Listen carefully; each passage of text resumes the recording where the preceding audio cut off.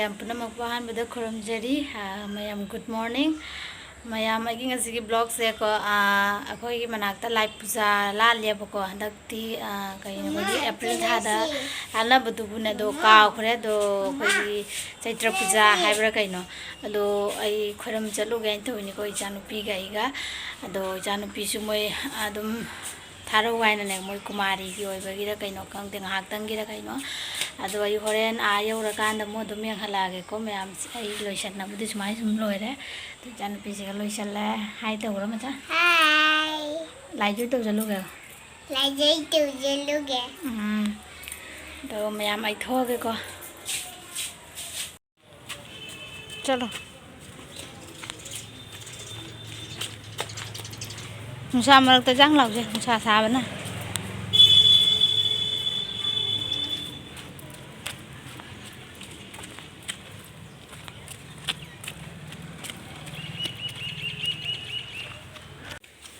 kakalo tap dong kakalo andar kan ni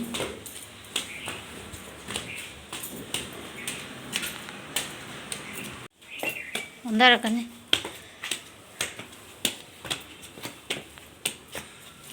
rai de nong de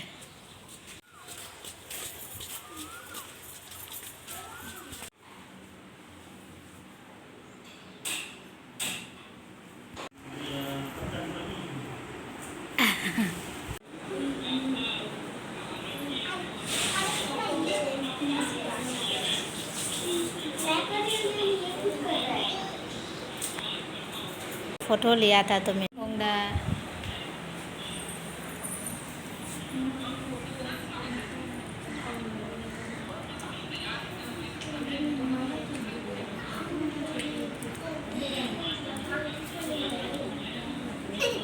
आज के लिए सब भगवान है सब दिन के लिए है छोटे बच्चे हाँ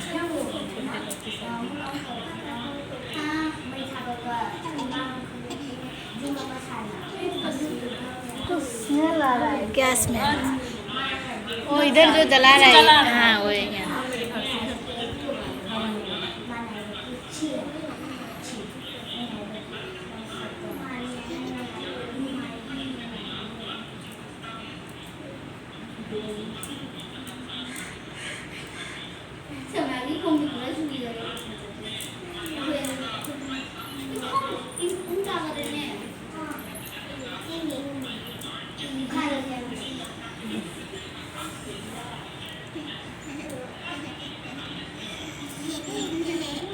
Dumaan tình huống nó lều không bà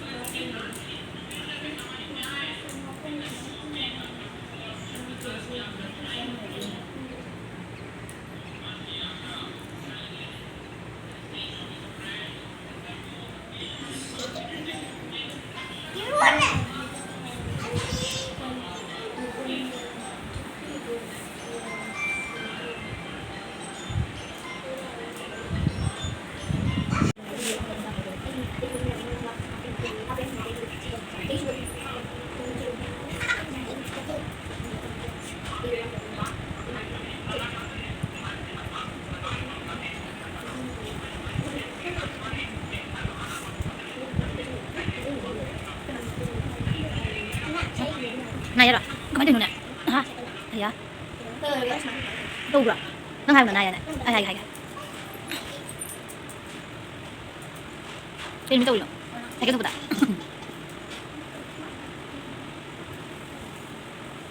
nó pernah mengisi lain atau untuk deh kayak lain kan dreno jengki persen lah makut ada satu lagi हाथ को देखो गंदा हो जाएगा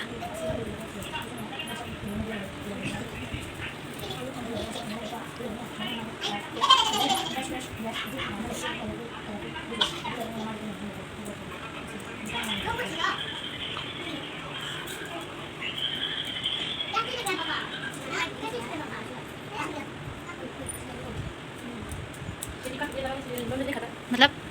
हाँ नॉन नहीं नॉन नहीं खाते हैं, मतलब जब कई कई ऐसे लोग बनते हैं हाँ, हम लोग का जो ठाकुर का जो प्रोग्राम होता है ना। अच्छा मेरा बोबो ना तुम बिजी रहो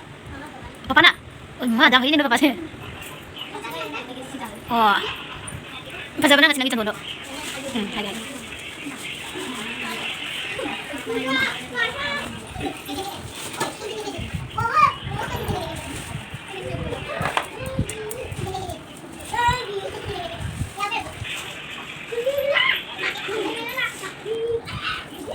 इसका ना दीदी इधर हो रहा है बोला कहाँ पे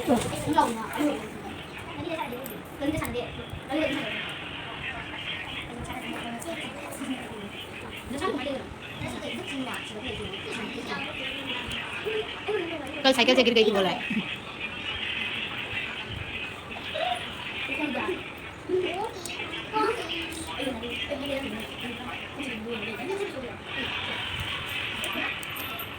nó phải đi cái kia हाँ नहीं हुकुम नहीं पाती थी इसका पाव सबसे छोटा हो गया बड़ी माता है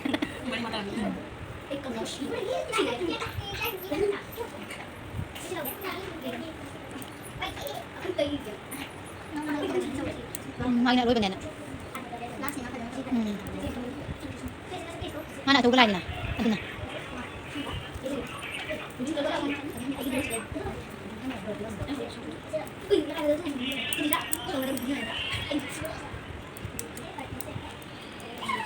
Meram ni mata.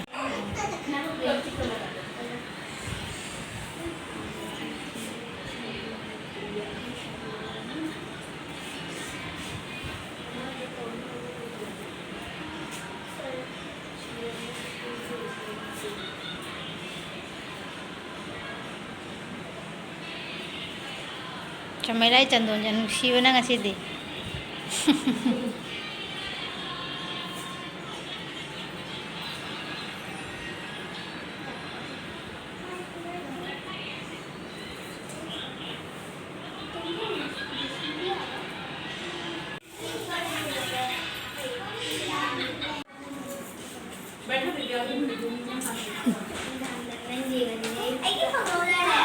लंगी भंगा उधर है और इसका एक बाकी हो गया दीदी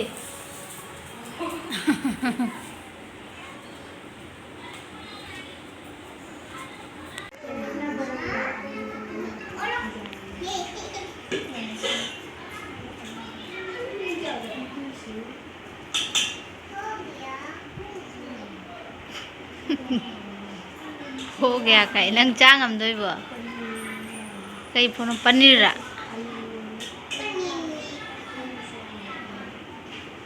लोई चागा दनी कहीं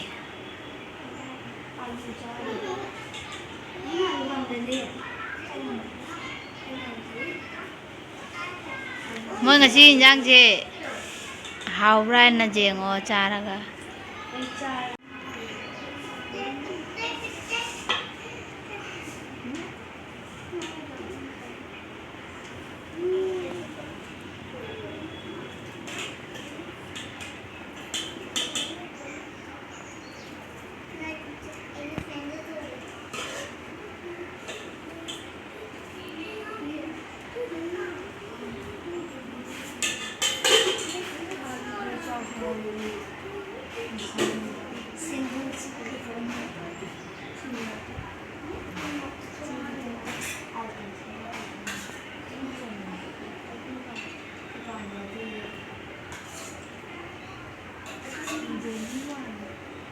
수지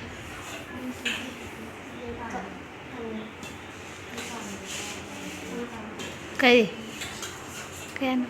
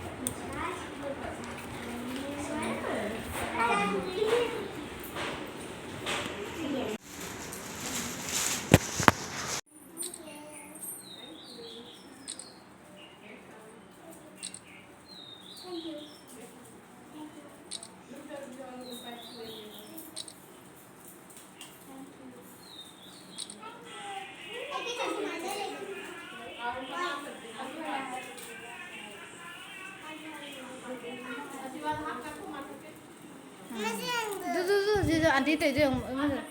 आंटी तो समान तो आंटी दा आशीर्वाद पिरमो चीजे पाखी तुम्हारा